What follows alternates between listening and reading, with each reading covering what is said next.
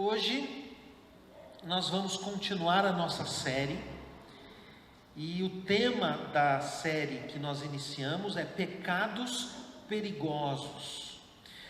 Todo pecado é perigoso. Por quê? Porque o pecado traz um perigo para a sua alma. O pecado afasta você de Deus. E você sabe qual é o lugar mais perigoso do mundo? É quando você está longe da presença de Deus. Então o pecado traz um perigo para a nossa alma, mas a gente tem que concordar que alguns pecados são mais perigosos. Todo pecado é danoso, todo pecado é ruim, mas alguns pecados eles oferecem um perigo maior para a nossa vida. No século IV, um monge, Evagrio do Ponto, que era um grande teólogo, um grande conhecedor das Escrituras, e ele então sai da cidade, ele vai até o deserto, ele se isola para buscar a Deus e para fazer uma viagem para dentro do seu coração. Ele quer conhecer o próprio coração, ele quer descobrir as inclinações e as tendências do seu coração que o afastam de Deus. E ele então faz uma lista com 8 pecados que ele considera os mais perigosos. Quando chega ao século VI, Gregório I pega esses 8 pecados, dá uma remodelada e diminui a lista para 7 e apresenta esses 7 pecados como uma recomendação para que a igreja prestasse atenção. No século XIII, Tomás de Aquino então faz uma revisão e apresenta esses pecados, e eles são considerados a origem de todos os demais pecados, por isso eles são chamados de os 7 pecados capitais. Capital significa cabeça, governo, porque esses pecados eram considerados a origem de todos os outros pecados. E eu pergunto então, diante dessa meditação, qual é o pecado mais perigoso para você? Qual é o pecado que oferece a você a maior tentação? Qual é o pecado que corresponde à sua maior fraqueza? Aquele com o qual você precisa tomar o maior cuidado. O objetivo dessa série é ajudar você a fazer uma viagem para dentro de você e também identificar quais são os principais vícios, as principais fraquezas da sua alma, para que você se arrependa e para que você busque a Deus, e que em Deus você busque libertação e a vida em abundância que há em Cristo Jesus. Nós falamos no nosso último encontro sobre o pecado, o primeiro pecado perigoso, o pecado do orgulho. E eu quero fazer uma pergunta para você. Nesta semana, você fez alguma mudança? Você teve um tempo sincero de oração na presença do Senhor, sondando o seu coração e perguntando: Senhor, aonde que está o orgulho na minha vida? Como que o orgulho tem se manifestado em mim? Porque nós temos a semente de todos esses pecados no coração de cada um de nós. Agora, se a gente ouve uma palavra e a gente não pensa sobre ela, e a gente não faz nenhuma mudança, nós estamos nos enganando a nós mesmos. Nós estamos perdidos, meus irmãos. Não há futuro para a gente, se a gente ouve a palavra, mas ela não desce no coração. Então, se você não fez esta semana um exame do seu coração com respeito ao orgulho, o desafio é que na próxima semana você faça um exame já com a lista aumentando para 2 pecados. Como que esses pecados se manifestam na sua vida? Como que eles alimentam as inclinações da sua carne? E para que você tenha um tempo de oração, de choro na presença de Deus, de arrependimento, e pedindo ao Senhor que ajude você a fazer mudanças, pedindo ao Senhor que leve você a se arrepender de verdade. Porque se um dia você se arrependeu e veio a Cristo, porque reconheceu que é um pecador e que precisa de Cristo, o sinal de que isso aconteceu um dia é que você hoje continua se arrependendo. Toda vez que você identifica um pecado, você continua se arrependendo. Então o desafio é que nesta semana você examine seu coração. Nós falamos então na última semana sobre o orgulho, e hoje nós vamos conversar sobre o segundo pecado perigoso. O segundo pecado que traz um perigo enorme para a nossa alma, para a nossa vida espiritual e para o nosso relacionamento com Deus. É o pecado da avareza. Avareza, que também é chamada de ganância, de cobiça, mesquinhez, ambição egoísta. O que é a avareza? A avareza pode ser definida como um desejo intenso por dinheiro, bens ou riquezas. A avareza pode ser definida como um apego excessivo ao dinheiro e aos bens. A avareza pode ser definida como a vontade exagerada de ganhar, de possuir. A avareza pode ser definida ainda como uma busca incessante pelo ganho. Agostinho, bispo de Hipona, no século IV, ele falou que a avareza, ele definiu que a avareza, ela se manifesta de duas maneiras, uma maneira geral e uma maneira específica. A maneira geral seria desejar mais do que o necessário, desejar mais do que o devido. Um apego excessivo, uma busca excessiva por ter. E num sentido específico, Agostinho definiu a avareza como o amor ao dinheiro. O amor ao dinheiro. Quando nós olhamos para esse assunto, quando nós olhamos para esse tema, quando nós meditamos e pesquisamos sobre esse tema da avareza, nós percebemos que a avareza tem dois aspectos. O primeiro aspecto é o desejo de ter algo que você não tem, ou de ter mais do que você tem. E um segundo aspecto seria o apego àquilo que você já tem.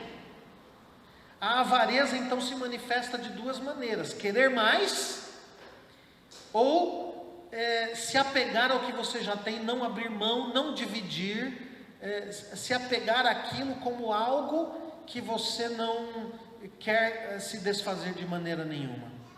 No livro de Provérbios tem um versículo que diz que para o avarento os seus bens são como uma cidade fortificada.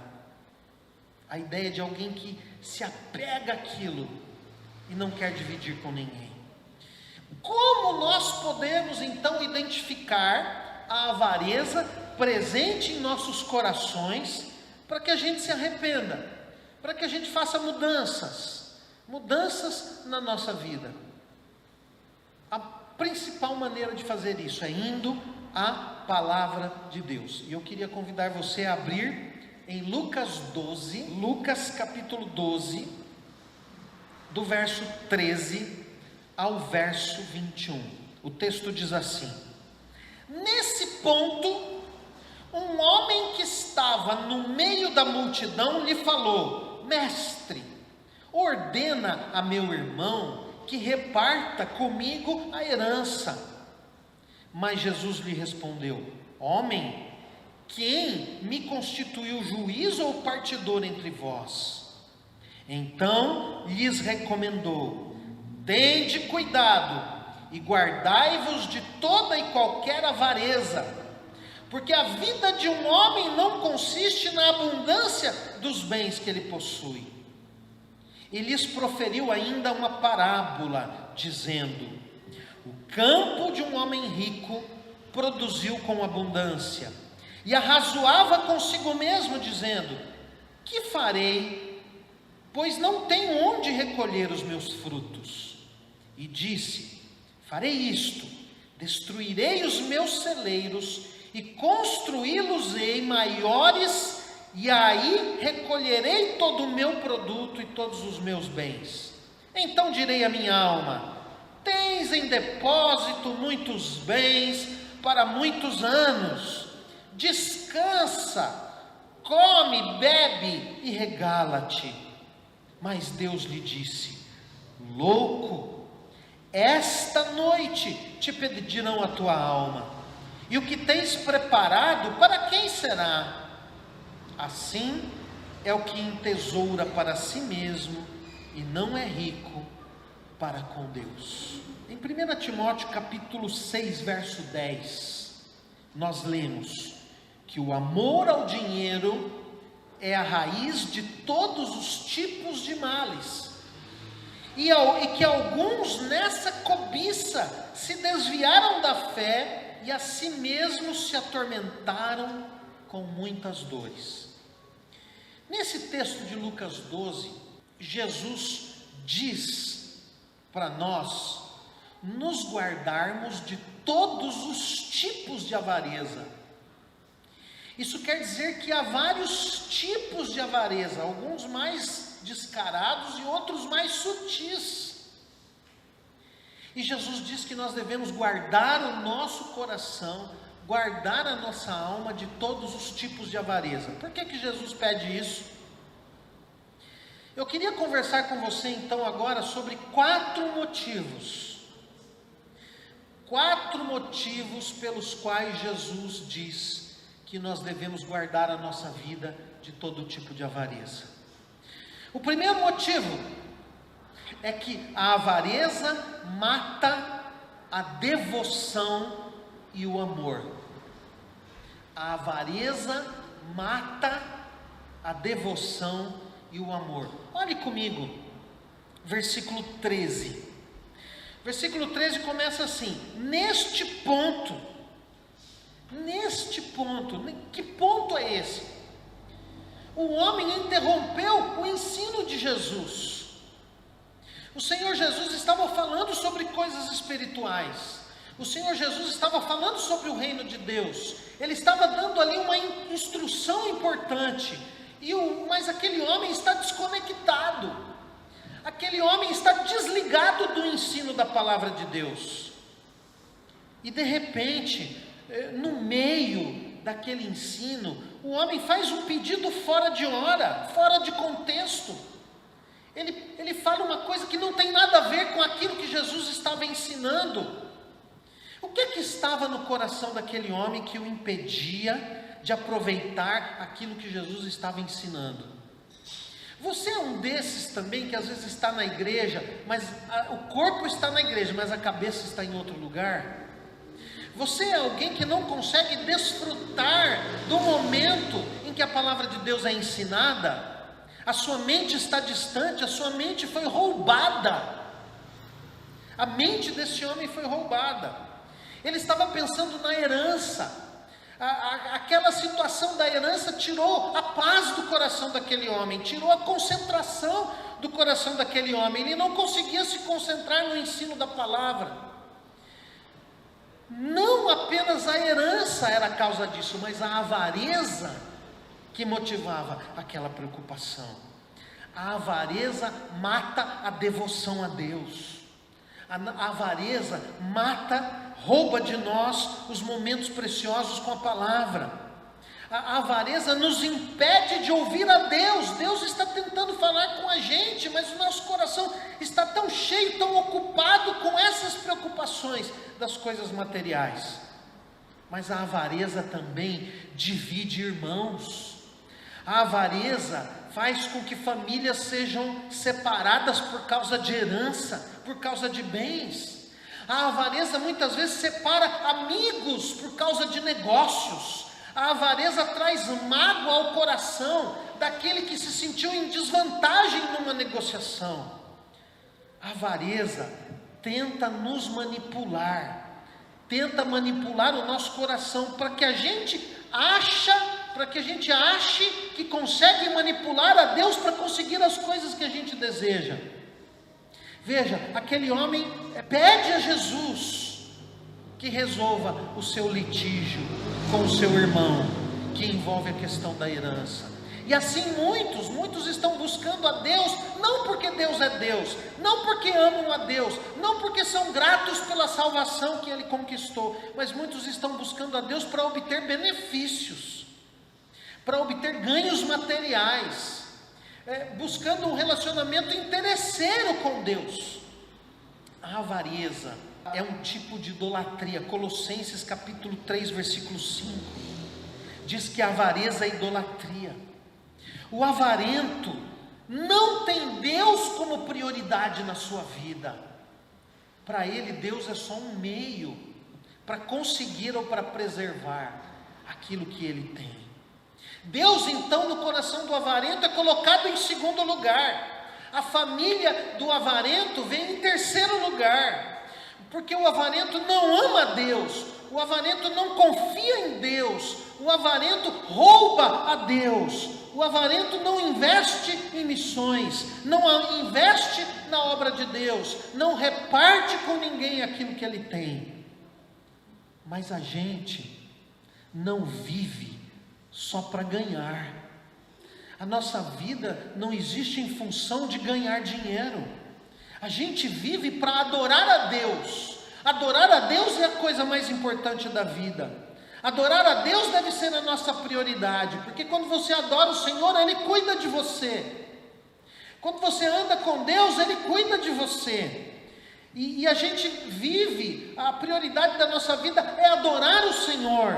Por quê? Porque Ele nos salvou. Nós estávamos perdidos, condenados, sem paz no coração, sem esperança nessa vida, vivendo uma vida sem rumo.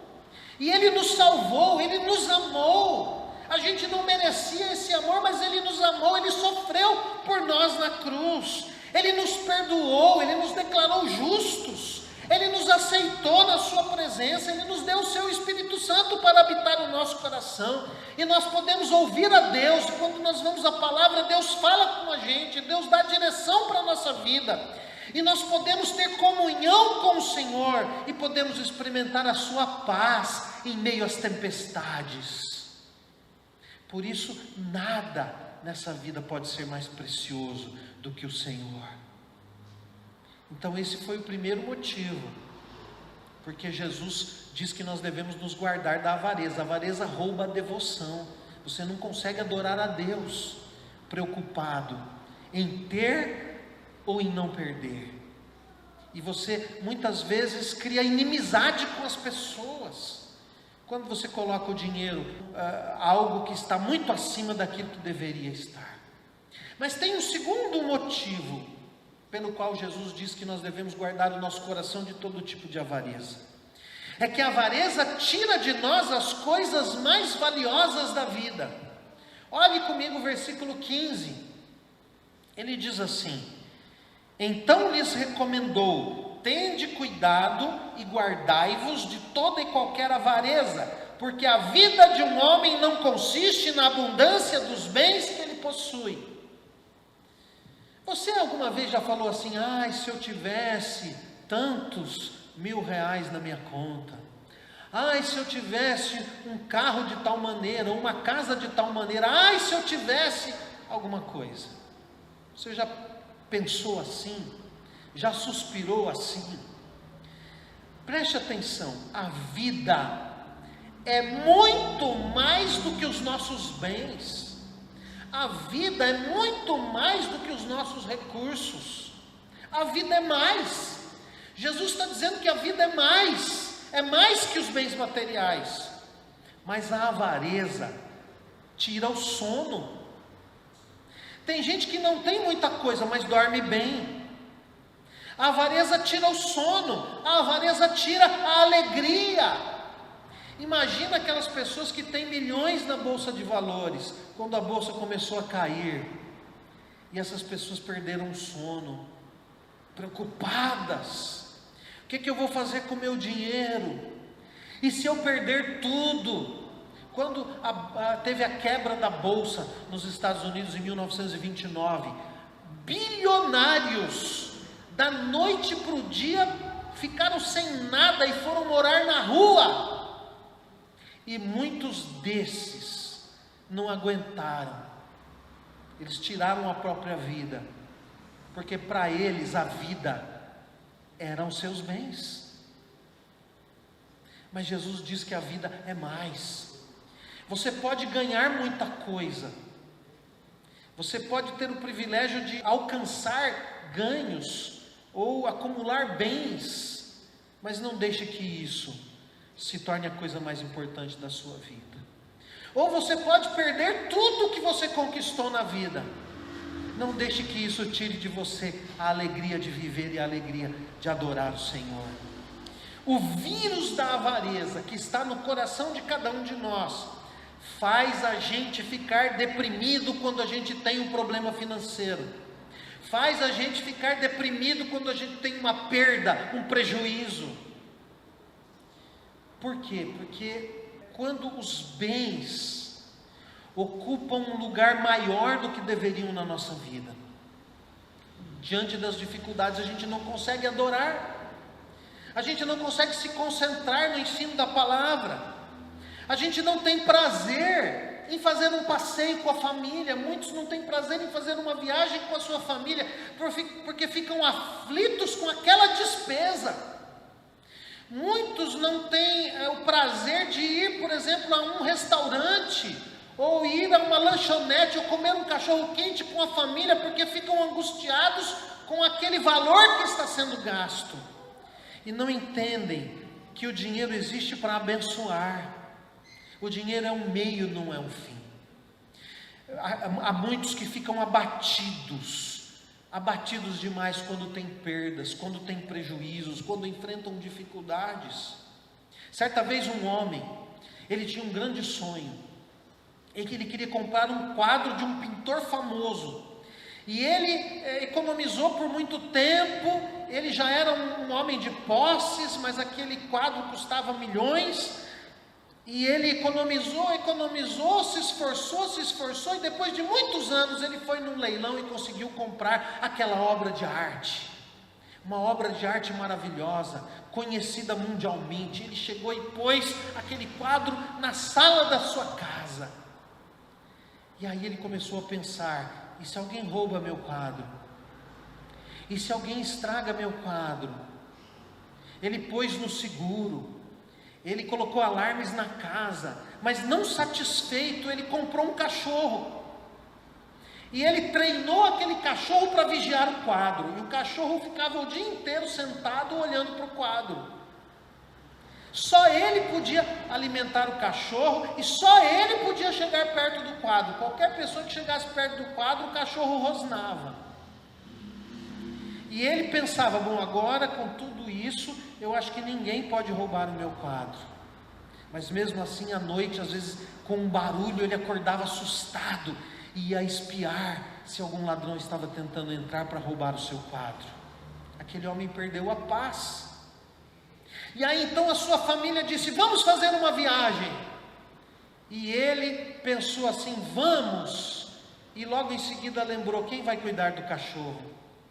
Não tinha ninguém para cuidar do cachorro, só ele podia cuidar do cachorro. Ele disse então para sua família: vocês vão viajar e eu fico aqui para cuidar do cachorro.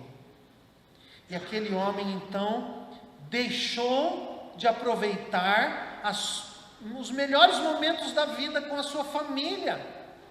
Por quê? Porque o seu coração estava agora naquele quadro, e ele então perdeu a alegria de viver, porque ele colocou o seu coração em outra coisa que não era Deus.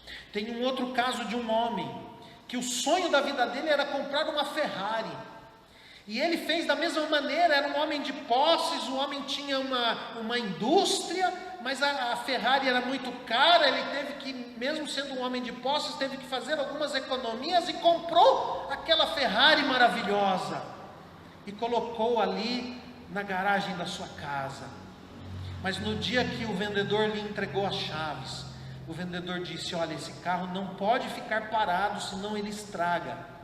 Você precisa andar com ele para lubrificar as peças, para ele não se estragar. E o homem pensou: mas como eu vou andar na rua com esse carro se alguém bate no meu carro? Então ele se levantava todos os dias às 3 horas da manhã para dar uma volta com a sua Ferrari ali no bairro, para lubrificar o motor da Ferrari. Os seus empregados estavam todos dormindo, todo mundo descansando, e ele tendo que sacrificar o seu descanso para cuidar daquilo aonde ele tinha colocado o seu coração. A avareza rouba de nós os melhores momentos da nossa vida. Ela nos escraviza. O avarento, ele fica escravo do dinheiro e dos bens. A sua vida passa a ser organizada ao redor do seu dinheiro e dos seus bens, seja para ganhar mais ou seja para gastar menos. Um terceiro motivo porque Jesus diz que nós devemos guardar o nosso coração de todo tipo de avareza. A avareza torna a pessoa egoísta. Olhe comigo, do verso 16 em diante.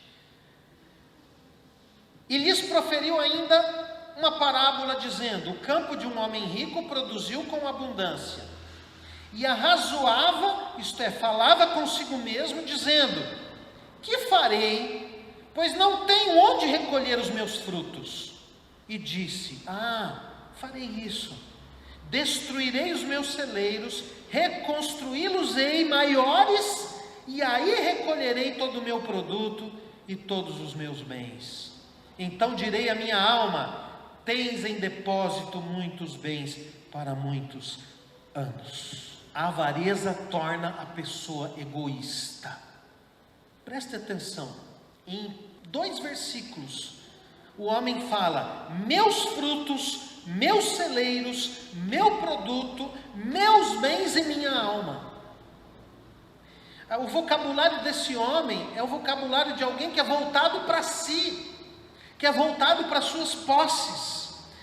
A avareza, ela torna a pessoa egoísta, mas a avareza se esconde atrás de muitas virtudes. Por quê?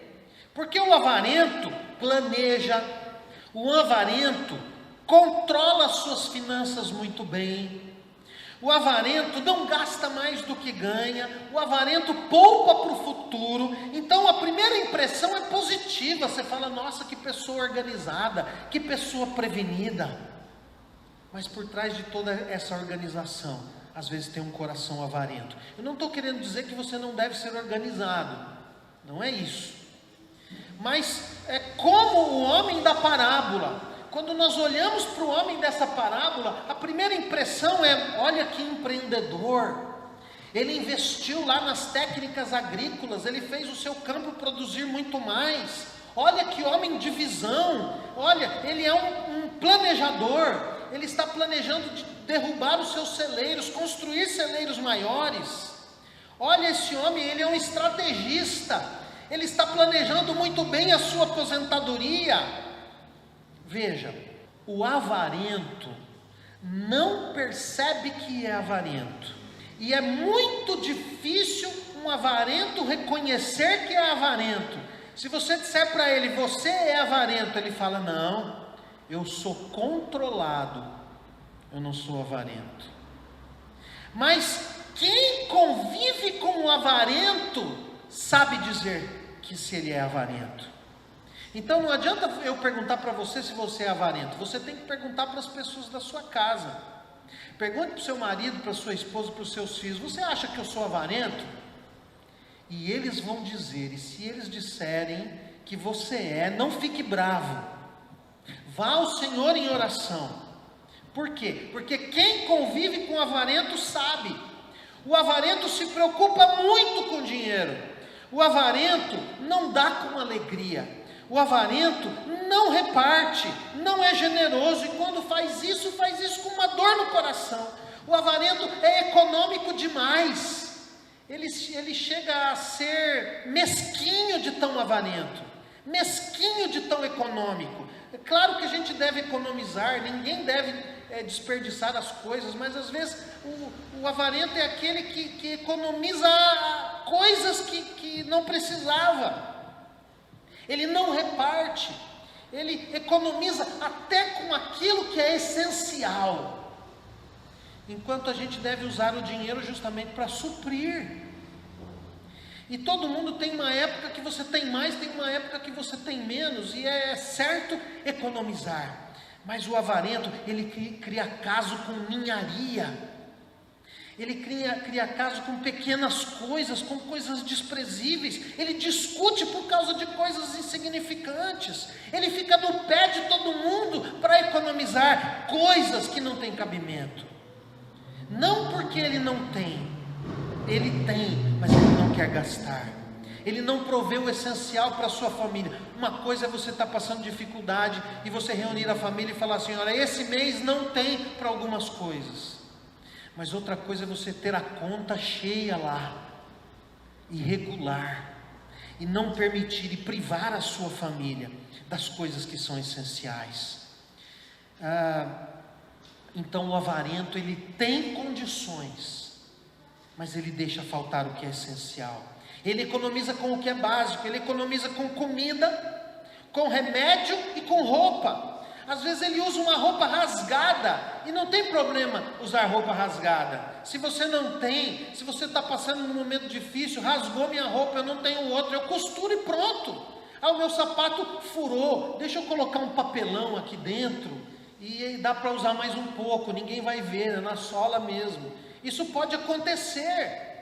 Mas a pessoa que às vezes tem condições, mas ela é mão fechada, ela não quer gastar, ela economiza onde não deve. Provérbios capítulo 23, versículo 6 diz: não coma na casa do avarento. Por quê? Porque o avarento, ele vai reparar no tanto que você come, ele vai contar quantos bolinhos lá você pega, ele vai ficar irado porque achou que você comeu demais, ele vai ficar indignado porque achou que teve um prejuízo em convidar você para participar de uma refeição com ele. Ele vai reclamar, ele não vai receber você com alegria, é capaz até de fazer mal para você essa comida. O avarento nunca está contente com o que tem, ele sofre para dar, e ele sacrifica os filhos, ele sacrifica a família, ele às vezes sacrifica até o casamento, ele causa ira nos seus filhos, porque é econômico demais, exagerado demais, mesquinho na sua economia. Os extremos são sempre perigosos, porque tem gente que não se preocupa com nada, tem gente que não se preocupa com os seus recursos e gasta tudo, e gasta mais, e nem sabe quanto ganha, nem sabe quanto gasta, e a sua vida vira uma bola de neve. Isso é errado, isso também é pecado. Mas o problema é aquele que se preocupa demais, que a preocupação financeira ocupa o primeiro lugar no coração dessa pessoa. Tomás de Aquino fez a lista dos pecados que são filhos da avareza. Ele falou: dureza de coração, que é o coração que não se abre às necessidades dos outros.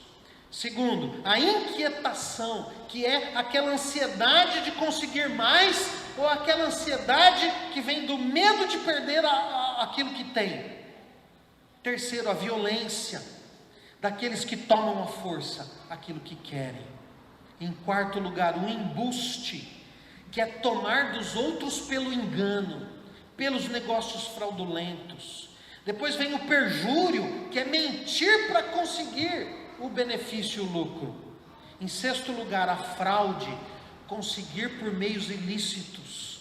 E em sétimo lugar, a traição, conseguir passando alguém para trás, puxando o tapete de outra pessoa. O avarento não percebe que o dinheiro serve para abençoar, que o dinheiro é um meio, que o dinheiro é a maneira de alcançar as coisas. Por isso, ele não abençoa a sua família, ele não abençoa o próximo, ele não abençoa a obra de Deus, mesmo tendo. Em quarto lugar, quarto motivo, porque Jesus diz que nós devemos guardar o nosso coração de todo tipo de avareza. A avareza nos engana.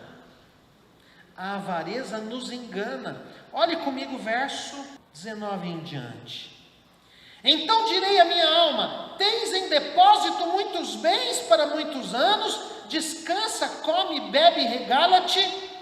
Mas Deus lhe disse: louco, esta noite te pedirão a alma, e o que tens preparado, para quem será?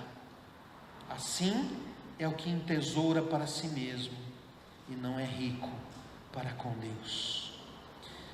A avareza nos faz perder o senso da eternidade, de que a vida não é só aqui, mas a avareza nos faz perder o sentido da brevidade da vida.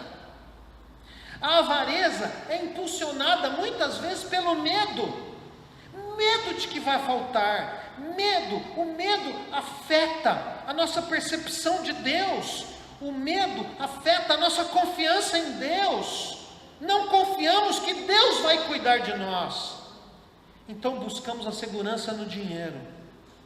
Mas você nunca terá dinheiro suficiente para ter segurança, porque nesse mundo em que nós vivemos, nada é seguro. Você compra um imóvel, o bairro muda, o preço do imóvel despenca. Você põe o dinheiro na bolsa, a bolsa cai. Você faz um investimento, vem um plano econômico, o seu dinheiro não vale nada. Não há segurança no dinheiro. A nossa segurança está em Deus, é Deus que sustenta a nossa vida. Por isso, nunca você vai ter o suficiente para ter segurança.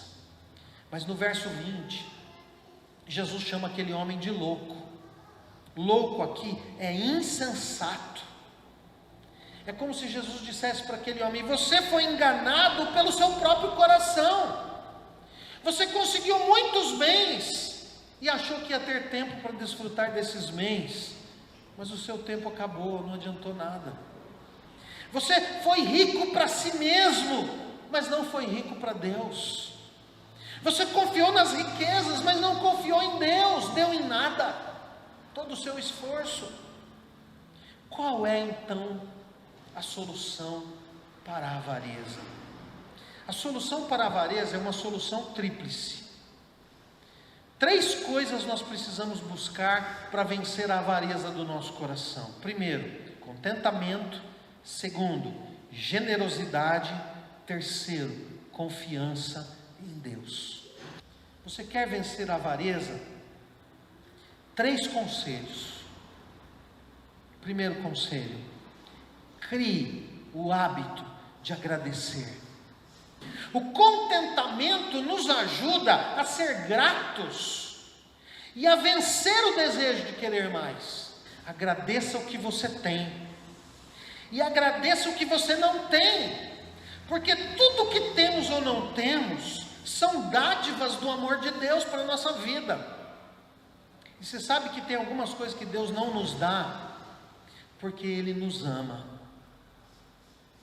e às vezes a gente não entende isso. Agradeça, porque Deus lhe deu o necessário, porque Deus lhe deu aquilo que é suficiente para o seu bem, para que você tenha um coração grato a Ele. Richard Baxter, que foi um pastor puritano do século 17, ele disse assim: se o Senhor é o meu pastor, aquilo que eu não tenho, eu não preciso desejar. Foi um homem sábio.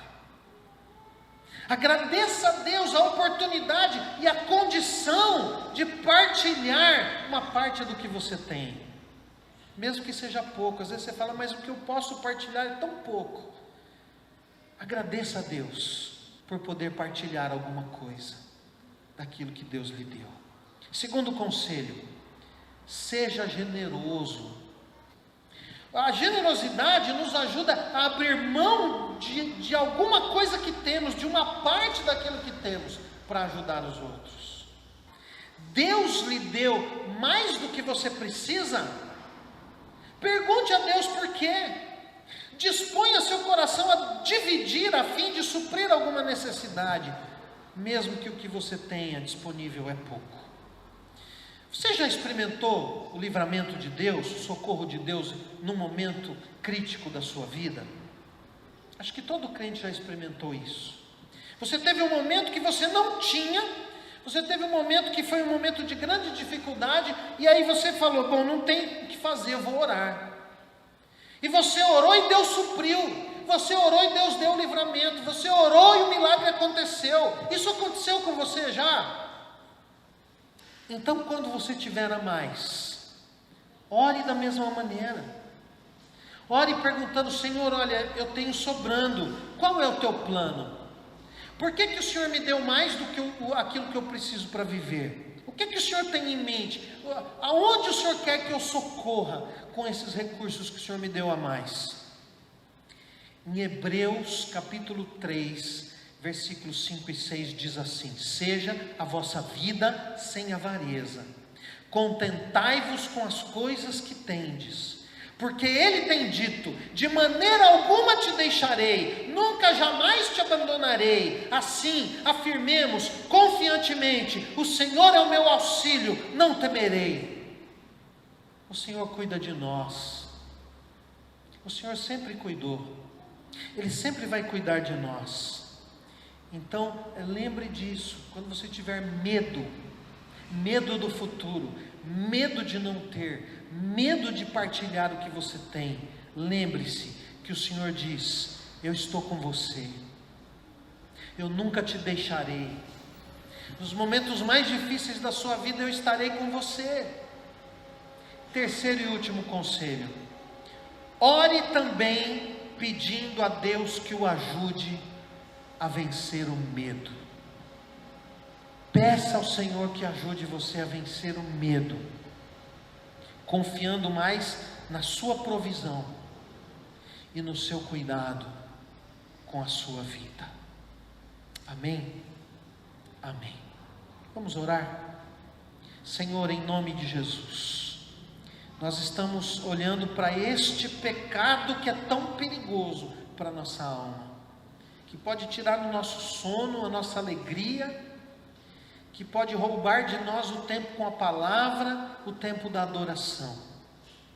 E nós te pedimos, Senhor, nos ajuda a lembrar que a vida é mais do que os bens, que a vida é mais do que o ter. Nos ajuda, Senhor, a olhar para o Senhor, que cuida de nós,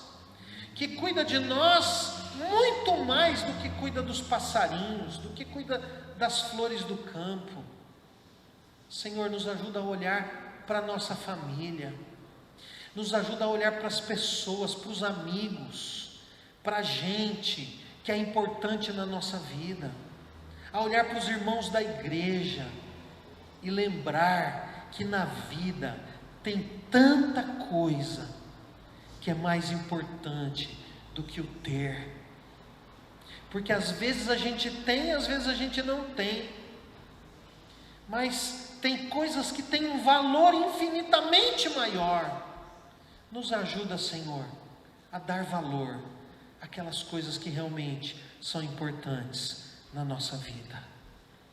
Nós oramos em nome de Jesus.